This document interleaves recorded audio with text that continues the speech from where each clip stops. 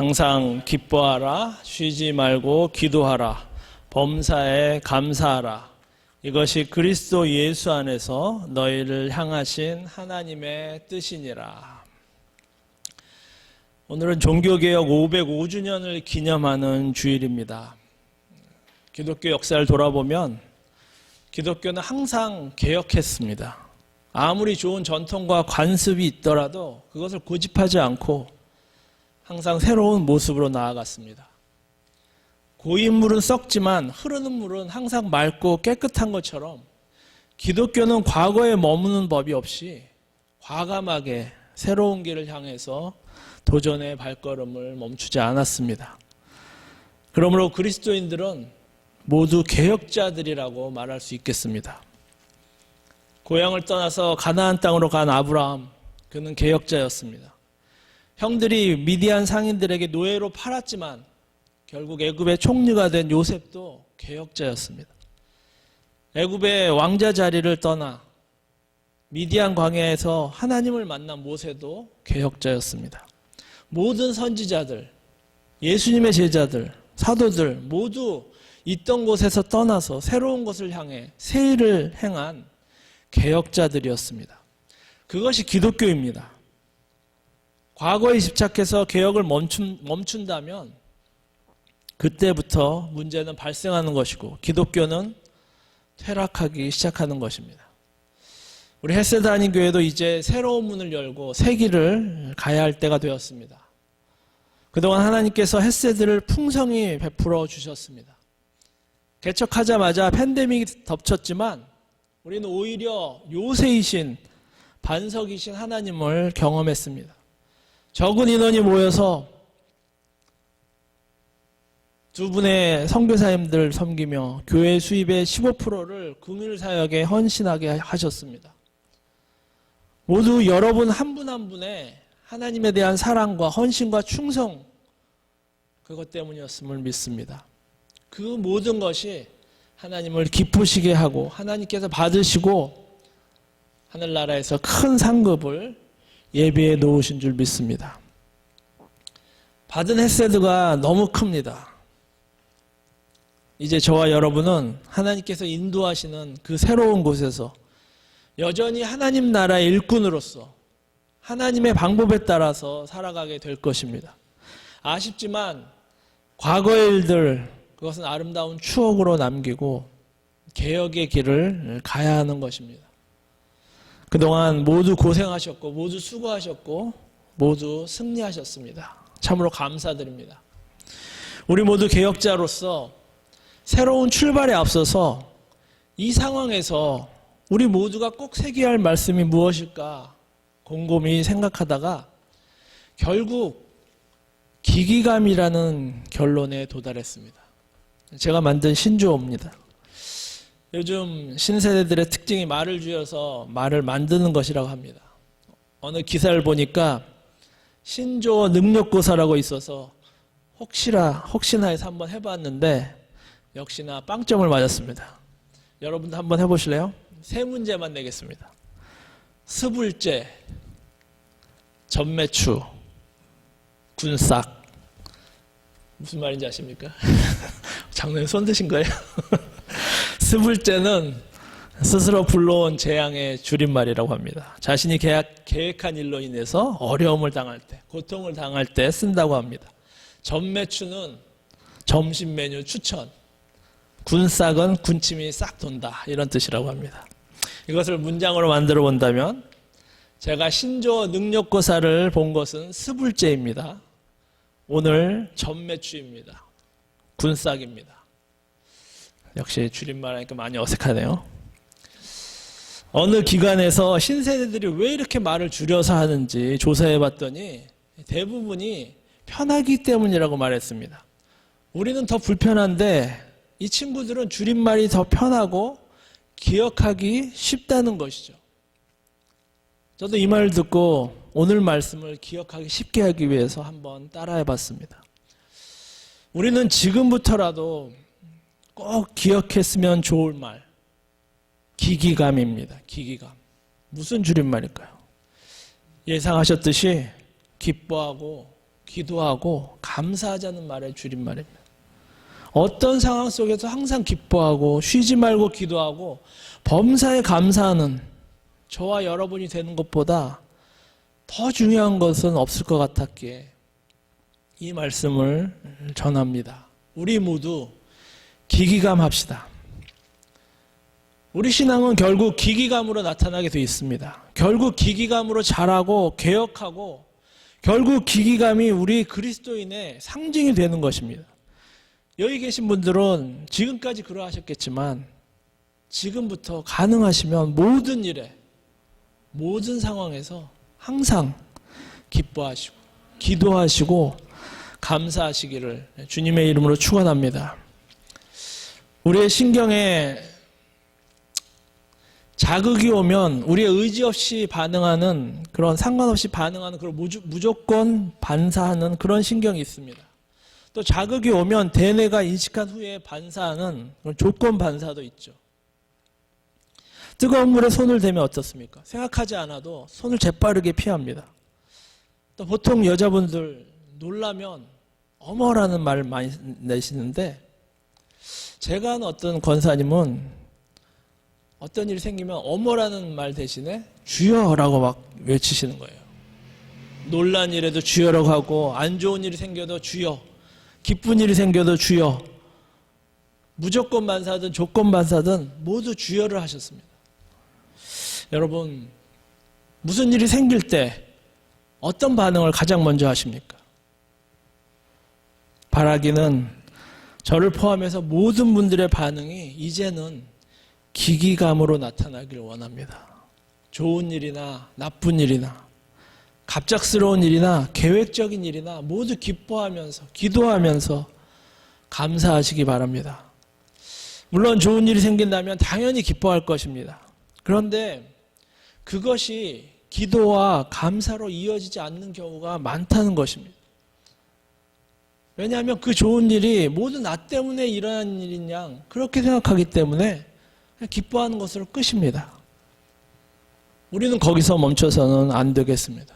한 걸음 더 나아가서 이 일이 나 때문이 아니고 하나님의 축복임을 기억하고 기도하고 베푸신 은혜에 대해서 감사하는 그런 개혁자들이 되시기 바랍니다. 좋은 일 생겼을 때는 그래도 좀 낫습니다. 기기감 중에 최소한 기뻐는 하니까요. 그런데 만약에 안 좋은 일이 생겼다면 우리는 보통 어떻게 반응합니까? 건강에 문제가 생기고 대인관계에 문제가 생겼을 때 여러분 기기감 할 수 있습니까? 먼저 항상 기뻐하라는 말씀에 순종할 수 있습니까? 솔직히 이런 때 기뻐하는 사람은 제정신은 아닐 것입니다. 그런데 여러분 기뻐할 수 없는 상황이라도 우리는 기도할 수 있습니다.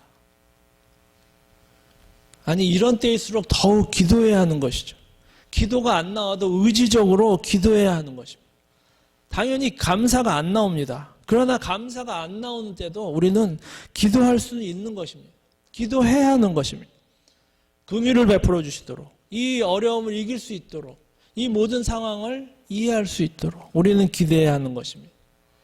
이렇게 안 좋은 상황에서 어렵고 힘든 상황에서 기뻐하지 못하고 감사하지 못할 상황에서 기도하면 역사가 일어나는 것입니다. 물론 시간이 걸리겠지만 차츰 우리 마음속에 슬픔 대신에 기쁨을 주시고 근심 대신에 찬송을 허락해 주십니다. 이것이 주님을 믿는 자들의 특권임을 믿으시기 바랍니다. 이사야서 61장 3절 말씀 보시면 주님께서 오셔서 하신 역사를 기록하고 있습니다. 무릇 시온에서 슬퍼하는 자에게 화관을 주어 그 죄를 대신하며 기쁨의 기름으로 그 슬픔을 대신하며 찬송의 옷으로 그 근심을 대신하게 하신다고 말씀하셨습니다. 사랑하는 성도 여러분, 우리는 어떤 상황에서나 기뻐하고 기도하고 감사해야 합니다. 특별히 어려운 상황 속에서 기기감해야 합니다. 우리의 옛일을 돌아보십시오. 우리에게 어려운 일이 많이 있었습니다. 우리 교회에도 위기의 순간이 사실 많았습니다. 그럼에도 불구하고 지금 이 자리까지 올 수 있었던 것은 그때마다 우리들 중 누군가가 기기감했기 때문이라고 믿습니다. 적어도 기뻐할 수는 없었지만, 감사할 수 없었지만, 누군가는 무릎을 꿇고 두 손 모아 기도한 분이 계셨기 때문에 그 모든 어려움과 위기를 넘긴 줄 믿습니다. 그렇습니다. 우리는 기기감, 이 셋 동시에 다 할 수는 없을지 모르지만 셋 중에 하나, 아니 셋 중에 두 가지는 최소한 할 수 있는 것이죠. 처음에는 우리가 의식적으로 조건반사와 같이 해야 할 것입니다. 자동적으로 되지 않을 것입니다. 노력해야 합니다. 그러나 그것이 반복되고 훈련된다면 언젠가는 무조건 반사처럼 반응하는 날이 올 줄 믿습니다. 무슨 일이 생길 때마다 주의하셨던 그 권사님처럼 우리도 언젠가 무슨 일이 생길 때마다 무조건적으로 기기감을 실천하는 그런 복된 신앙인들이 될 줄 믿습니다. 이 은혜가 여기 계신 모든 분들에게 임하시기를 주님의 이름으로 축원합니다. 마지막으로 항상 기뻐하고 쉬지 말고 기도하고 범사에 감사하는 것. 이것은 세 개의 톱니바퀴가 서로 맞물려서 돌아가는 것과 같습니다.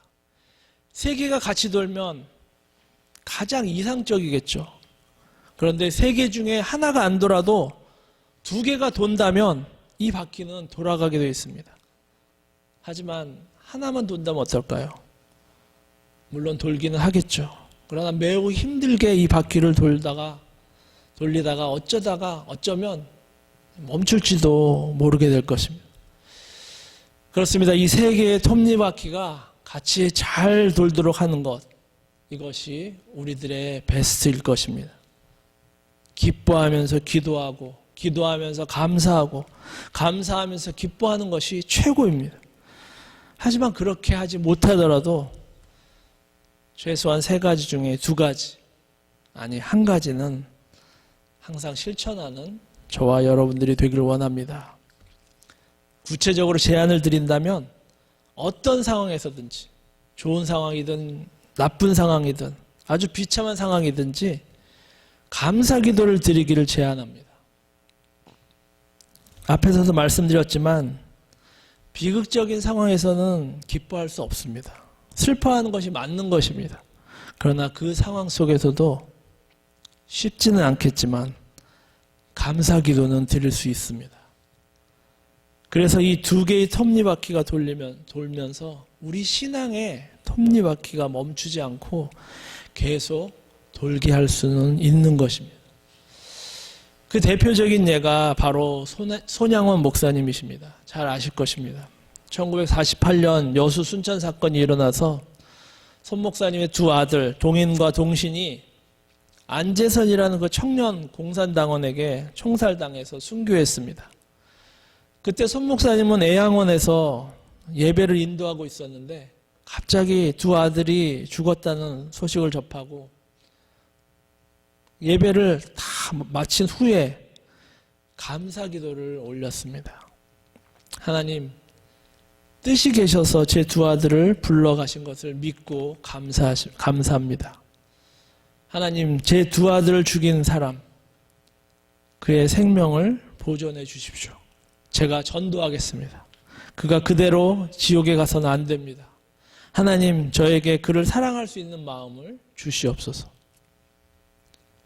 두 아들을 한꺼번에 잃은 그 비극적인 순간에도 손 목사님은 감사 기도를 올렸습니다. 그리고 두 아들의 장례식장에서 손 목사님이 이렇게 말씀하셨습니다. 제가 이 시간에 무슨 답사를 하고 무슨 인사 말씀을 하겠습니까? 그래도 하나님 앞에 감사하는 마음이 있어서 몇 가지를 말씀드리겠습니다. 그리고는 10가지를 말씀하십니다. 첫 번째, 나 같은 죄인의 혈통에서 순교의 자식들을 나오게 하셨으니 하나님 감사합니다. 두 번째, 삼남 삼녀 중에서 가장 아름다운 두 아들 장자와 차자를 바치게 된 나의 축복을 하나님께 감사합니다. 세 번째, 허다한 많은 성도들 중에 어찌 이런 보배를 주께서 하필 내게 주셨으니 그 점 또한 주께 감사합니다. 네 번째, 한 아들의 순교도 귀하다 하겠거늘 하물며 두 아들의 순교리요 하나님 감사합니다. 5번째, 예수 믿다가 누워서 죽는 것도 큰 복이라고 하거늘 하물며 전도하다 총살 순교 당함이리요. 하나님 감사합니다. 6번째, 미국 유학 가려고 준비하던 내 아들 미국보다 더 좋은 천국에 갔으니 감사합니다. 7번째, 나의 사랑하는 두 아들을 총살한 원수를 회개시켜 내 아들 삼고자 하는 사랑의 마음 주신 하나님께 감사합니다. 8번째, 내 두 아들 순교로 말미암아 무수한 천국의 아들들이 생길 것이 믿어지니 우리 아버지 하나님께 감사합니다. 9번째, 이 같은 역경 중에서 항상 이상 이 8가지 진리와 하나님의 사랑을 찾는 기쁜 마음, 여유 있는 믿음 주신 우리 주 그리스도께 감사합니다.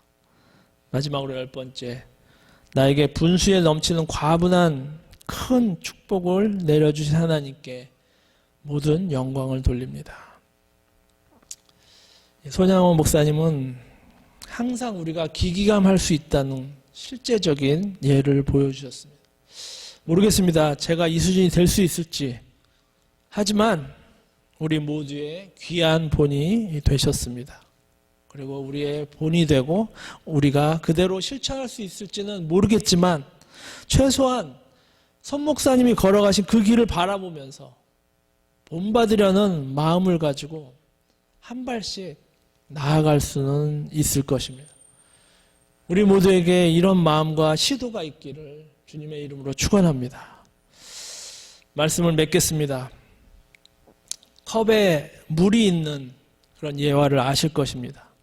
컵에 물이 반쯤 남았을 때 어떤 사람은 아직도 많이 남았다고 생각하는 반면에 어떤 사람은 겨우 이것밖에 안 남았는지 그렇게 반응하는 사람도 있다는 그것을 아실 것입니다. 저는 이 예화를 조금 다르게 적용해 보았습니다. 물은 우리들이라고 생각해 보겠습니다. 그리고 컵은 이 세상입니다. 세상의 문화와 가치관을 포함한 모든 환경이 바로 이 컵입니다. 만약 우리가 이 세상에 집중한다면 컵은 점점 커 보일 것입니다. 그리고 물은 상대적으로 점점 작게 보일 것입니다. 육신의 정욕, 안목의 정욕, 이생의 자랑이 우리를 감싸오면 우리는 세상의 유혹과 안락에 빠져서 헤어나오지 못하는 것입니다. 항상 불평할 수밖에 없습니다. 기기감할 수가 없는 것이죠. 그러나 우리가 이 세상에 집중하는 대신에 하나님께서 우리에게 행하신 일들에 집중한다면, 그래서 기기감을 한다면 주위의 환경들이 중요하지 않게 여겨질 것입니다. 세상 일들이 점점 작게 느끼게 될 것입니다. 컵은 점점 작게 보이고 물은 점점 많아 보이게 될 것입니다.